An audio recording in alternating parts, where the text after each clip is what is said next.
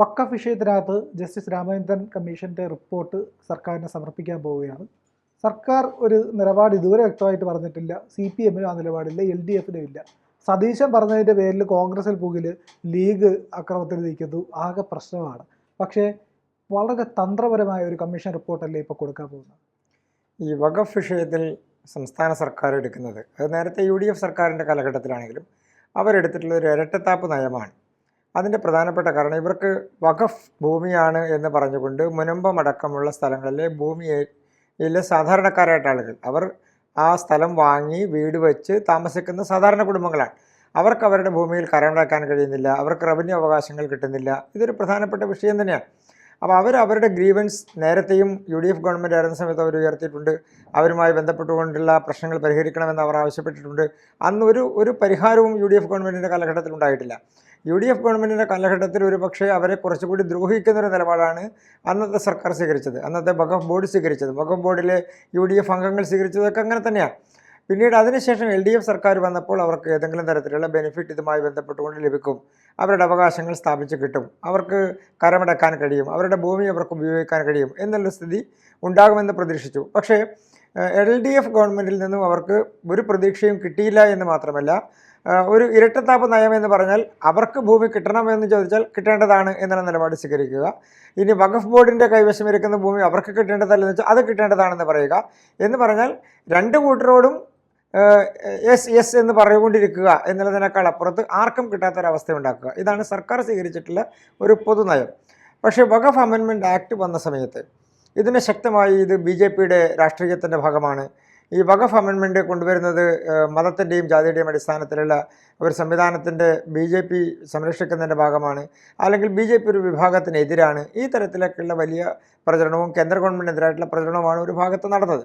പക്ഷേ യഥാർത്ഥത്തിൽ വഖഫ് നിയമവുമായി ബന്ധപ്പെട്ടുകൊണ്ടുള്ള പ്രശ്നം അതൊരു സിവിൽ തർക്കത്തിൻ്റെ ഭാഗമാണ്. അതായത് ഭൂമിയുമായി ബന്ധപ്പെട്ടുകൊണ്ട് കൈവശത്തിലിരിക്കുന്ന ആളുകൾക്ക് കൈവശാവകാശമുണ്ടോ, അവർക്കതിന് അർഹതയുണ്ടോ എന്ന് നോക്കുന്ന ഒരു പ്രധാനപ്പെട്ട വിഷയം. മറ്റൊന്ന്, അവർക്ക് അർഹതയില്ലാത്ത ഭൂമിയാണ് കൈവശം വച്ചിരിക്കുന്നതെങ്കിൽ, ഉദാഹരണത്തിന് വഖഫ് ബൈ യൂസർ എന്നുള്ള നിലക്ക് അവർ കൈവശം വച്ചിരിക്കുന്ന ഭൂമി, അല്ലെങ്കിൽ അവർ തങ്ങളുടേതാണ് എന്ന് അവകാശപ്പെടുന്നൊരു ഭൂമി, അതിനെ സംബന്ധിച്ച് അവർക്ക് റവന്യൂ അവകാശങ്ങളില്ല എന്നിരിക്കട്ടെ, കൈവശത്തിൽ ഭൂമിയില്ല, അല്ലെങ്കിൽ അവർക്ക് ഏതെങ്കിലും തരത്തിലുള്ള രജിസ്ട്രേഷൻ ഇല്ല, ആ വഖഫ് ഭൂമിയാണെന്ന് ഡിക്ലെയർ ചെയ്യപ്പെട്ടിട്ടില്ല, ഇതൊന്നുമില്ലാത്ത ഒരു ഭൂമിയെ സംബന്ധിച്ച് എങ്ങനെയാണ് ഒരു ക്ലെയിം ചെയ്യാൻ സാധിക്കുക? അതുകൊണ്ടാണ് കേന്ദ്ര ഗവൺമെൻറ് ഈ തരത്തിലുണ്ടായിട്ടുള്ള നിരവധിയായിട്ടുള്ള പരാതികൾ, അതോടൊപ്പം തന്നെ കേസുകൾ, ഇതുമായി ബന്ധപ്പെട്ടുകൊണ്ടാണ് കേന്ദ്ര ഗവൺമെൻറ് 10 പ്രധാനപ്പെട്ട വിഷയങ്ങൾ പരിഗണിച്ചുകൊണ്ട് അതിൻ്റെ അടിസ്ഥാനത്തിൽ അമെൻമെൻറ്റിനെ കുറിച്ച് ആലോചിക്കുന്നത്. അമെൻമെൻറ്റ് പ്രധാനമായിട്ടും വന്നിട്ടുള്ളത് റവന്യൂ അധികാരം സ്ഥാപിക്കുക എന്നുള്ളതിൻ്റെ അടിസ്ഥാനത്തിലാണ്. അതൊരു ഭൂമിയെ സംബന്ധിച്ചപ്പോൾ നമ്മുടെ സാധാരണക്കാരായിട്ടുള്ള ഏതൊരാളെ സംബന്ധിച്ചും അവരുടെ ഭൂമി, ആ ഭൂമിക്കുള്ളത് റവന്യൂ അധികാരമാണ്. ഒന്നുകിൽ വില്ലേജ് ഓഫീസർ, താലൂക്ക് ഓഫീസർ, കളക്ടറേറ്റിൽ നിന്ന്, അല്ലെങ്കിൽ സ്റ്റേറ്റ് ഗവൺമെൻറ് ആണെങ്കിൽ സ്റ്റേറ്റ് ഗവൺമെൻറ്റിൻ്റെ റവന്യൂ ഡിപ്പാർട്ട്മെൻറ്റാണ് ആ ഭൂമിയെ സംബന്ധിച്ച് അവസാനം തീരുമാനമെടുക്കേണ്ടത്. ഇവിടെ വഖഫ് ഭൂമിയാണ് എന്ന് ഡിക്ലെയർ ചെയ്യപ്പെടുകയോ വഖഫ് ബോർഡ് തീരുമാനിക്കുകയോ പറയുകയോ ചെയ്യുന്ന, ക്ലെയിം ചെയ്യുകയോ ചെയ്യുന്ന ഒരു ഭൂമി, അത് വഖഫ് ബൈ യൂസറാണ് എന്ന് പറയുന്ന ഒരു ഭൂമി, അത് നിയമപരമായി ഒരു സ്ഥലത്തും ചോദ്യം ചെയ്യാൻ കഴിയില്ല, ഒരു കോടതിയിൽ പോകാൻ കഴിയില്ല, ഈവൻ ഹൈക്കോടതിയിലോ സുപ്രീം കോടതിയിലോ പോയി അതിനെ ചോദ്യം ചെയ്യാൻ കഴിയില്ല. എന്ന് പറഞ്ഞാൽ ഒരു സാധാരണ വ്യക്തിയെ സംബന്ധിച്ച് വഖഫ് ബൈ യൂസർ എന്നുള്ള നിലക്ക് വഖഫ് ബോർഡ് അവകാശവാദം ഉന്നയിക്കുന്ന ഒരു സ്ഥലത്ത് ഏതെങ്കിലും തരത്തിലുള്ള ഒരു അവകാശം കിട്ടാൻ നിയമപരമായി സാധ്യതയില്ലാതെയാകുന്നു എന്നുള്ളതാണ്. ഇപ്പോൾ പുതിയ അമെൻമെൻറ്റ് വരുന്നതോടുകൂടി നിയമപരമായി ഏതൊരാൾക്കും, ഇപ്പോൾ മുനമ്പം അടക്കമുള്ള സ്ഥലങ്ങളിലെ പ്രധാനപ്പെട്ട വിഷയം അതാണ്, അവിടുത്തെ ആളുകൾക്ക് അവരുടെ റവന്യൂ അവകാശം പുനഃസ്ഥാപിച്ച് കിട്ടണം.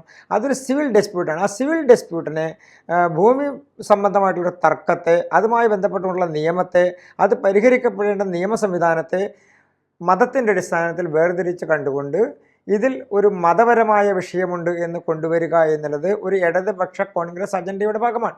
ആ ഇടതുപക്ഷ കോൺഗ്രസ് അജണ്ടയാണ് സ്വാഭാവികമായും ഇത് നിയമപരമായിട്ടുള്ളൊരു പ്രശ്നമല്ല, ഇതൊരു മതപരമായ പ്രശ്നമാണ് എന്ന് പ്രധാനമായിട്ടും പറയുന്നത്. അതിൽ പേഴ്സണൽ ലോയുമായി ബന്ധപ്പെട്ടുകൊണ്ട് അതിനെ കൂട്ടിക്കലർത്തുകയാണ്. ഇതിൽ പേഴ്സണൽ ലോയ്ക്ക് എന്താ സ്ഥാനമുള്ളത്? ഒരു സ്ഥാനവും പേഴ്സണൽ ലോയ്ക്കില്ല. പേഴ്സണൽ ലോയുടെ അടിസ്ഥാനത്തിലുള്ള ഏതെങ്കിലും ഒരു അവകാശം ഹനിക്കപ്പെടുന്നില്ല. സർക്കാർ സംരക്ഷിക്കാൻ ഉദ്ദേശിക്കുന്നതും സർക്കാർ മുന്നോട്ട് വെക്കുന്നതായിട്ടുള്ള അമെൻമെൻറ്റ് പ്രധാനമായും സിവിൽ തർക്കങ്ങൾക്ക് പരിഹാരമുണ്ടാകണം എന്നുള്ളതാണ്. ഭൂമിയെ സംബന്ധിക്കുന്നത് റവന്യൂ ലാൻഡ് എന്നുള്ള നിലയ്ക്ക് കളക്ടർ അതിൻ്റെ ഒരു പ്രധാനപ്പെട്ട റോൾ എടുക്കുന്ന അധികാരിയായി വരണം, ഉത്തരവാദിത്തപ്പെട്ട ആളായി വരണം എന്നല്ല. നമ്മുടെ രാജ്യത്ത് നിയമം അതല്ലേ. ഏതൊരു സ്ഥലത്തെ സംബന്ധിച്ചുമുള്ള ലാൻഡിനെ സംബന്ധിക്കുന്ന റവന്യൂ വിഷയങ്ങളെ സംബന്ധിക്കുന്ന തീരുമാനമെടുക്കേണ്ടതിൻ്റെ അധികാരി ആരാണ്, അതിന് ഉത്തരവാദിത്തപ്പെട്ട ഓഫീസർ ആരാണ്? ഡിസ്ട്രിക്ട് കളക്ടറാണ്. ആ ഡിസ്ട്രിക്ട് കളക്ടർക്ക് തീരുമാനമെടുക്കാൻ കഴിയുന്ന ഒരു സ്ഥിതിയിലേക്ക് പുതിയ അമെൻമെൻറ്റ് മാറിയിരിക്കുന്നു. അപ്പോൾ ജസ്റ്റിസ് രാമേന്ദ്രൻ കമ്മീഷൻ റിപ്പോർട്ടിൻ്റെ കാര്യത്തിലാണെങ്കിലും ഇനി വഖഫ് ബോർഡ് ഉന്നയിക്കുന്ന വിഷയങ്ങളിലാണെങ്കിലും, ഇപ്പോൾ നമ്മൾ പ്രത്യേകമായി കേരളത്തിലെ വിഷയമെടുത്താൽ മുനമ്പത്തിൻ്റെ കാര്യത്തിൽ, മുനമ്പത്തിൻ്റെ വിഷയത്തിലുള്ളത് സർക്കാരിൻ്റെ ഇടപെടലിനേക്കാൾ അപ്പുറത്ത് ഇതിൽ മുസ്ലിം ലീഗ് കളിക്കുന്ന ഒരു രാഷ്ട്രീയമുണ്ട്. അവർ ചർച്ചിൽ പോകുന്നു, അല്ലെങ്കിൽ ഡയോസിസിൽ പോകുന്നു, അവർ പറയുന്നു ഞങ്ങൾ ഈ ഭൂമി കൃത്യമായി അവകാശപ്പെട്ട ആളുകൾ എടുക്കുന്നതിൽ ഞങ്ങൾക്ക് പരാതിയില്ല. അതേ ആളുകൾ തന്നെയാണ് സുപ്രീം കോടതി ഇപ്പോൾ പറയുന്നത് ഈ അമെൻമെൻറ്റ് നടപ്പാക്കാൻ പാടില്ല. ഈ അമെൻമെൻറ്റ് നടപ്പാക്കാതെ എങ്ങനെയാണ് അവകാശം കിട്ടുക? 2A എന്ന് പറയുന്ന സെക്ഷൻ കൊണ്ടുവന്നതിൻ്റെ അടിസ്ഥാനത്തിലാണ് ഇവർക്ക് അവകാശം കിട്ടാനുള്ള, നിയമപരമായ പരിഹാരം കിട്ടാനുള്ള സാഹചര്യം ഉണ്ടാകുന്നത്. അപ്പോൾ അമെൻമെൻറ്റിനെ എതിർക്കുക, സർക്കാർ സംവിധാനങ്ങളെ എതിർക്കുക, സർക്കാരിൻ്റെ നിയമ ഭേദഗതി എതിർക്കുക, അതേസമയം തന്നെ ഇപ്പുറത്ത് രാഷ്ട്രീയപരമായി ഞങ്ങൾ നിങ്ങൾക്കൊപ്പമാണ് എന്ന് പറയുക. ഇതൊരു ഇരട്ടത്താപ്പ് രാഷ്ട്രീയമാണ്. അതുപോലെ തന്നെ ജസ്റ്റിസ് രാമേന്ദ്രൻ കമ്മീഷനെ സംബന്ധിക്കുന്ന നിയമസാധുതയെ സംബന്ധിച്ച് ഇപ്പോൾ അത് ബഹുമാനപ്പെട്ട ഡിവിഷൻ ബെഞ്ച് അത് സ്റ്റേ ചെയ്തിട്ടുണ്ടെങ്കിൽ പോലും അത് കോടതിയിൽ ചോദ്യം ചെയ്യപ്പെടുകയും ആ കമ്മീഷൻ്റെ സാധുത ചോദ്യം ചെയ്യപ്പെടുകയൊക്കെ ചെയ്തിട്ടുള്ളതാണ്. റവന്യൂ വിഷയങ്ങളെ സംബന്ധിക്കുന്ന ഒരു കാര്യത്തിൽ എങ്ങനെയാണ് ഒരു കമ്മീഷന് തീരുമാനമെടുത്ത് നടപ്പാക്കാൻ കഴിയുക? റെക്കമെൻഡേറ്ററി പവർ എന്നുള്ള നിലക്ക്, ഒരു കമ്മിറ്റി എന്നുള്ള നിലക്ക് എന്ത് വേണമെങ്കിലും റെക്കമെൻഡ് ചെയ്യാം. അതിന് ആർക്കും തടസ്സങ്ങളില്ല. സർക്കാരിന് തടസ്സങ്ങൾ ഉണ്ടാവേണ്ടതിൽ ആർക്കും തടസ്സങ്ങൾ.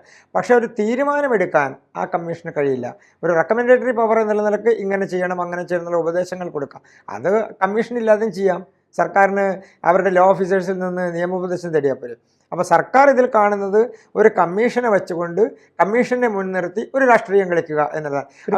ഒരു പ്രഹസനം.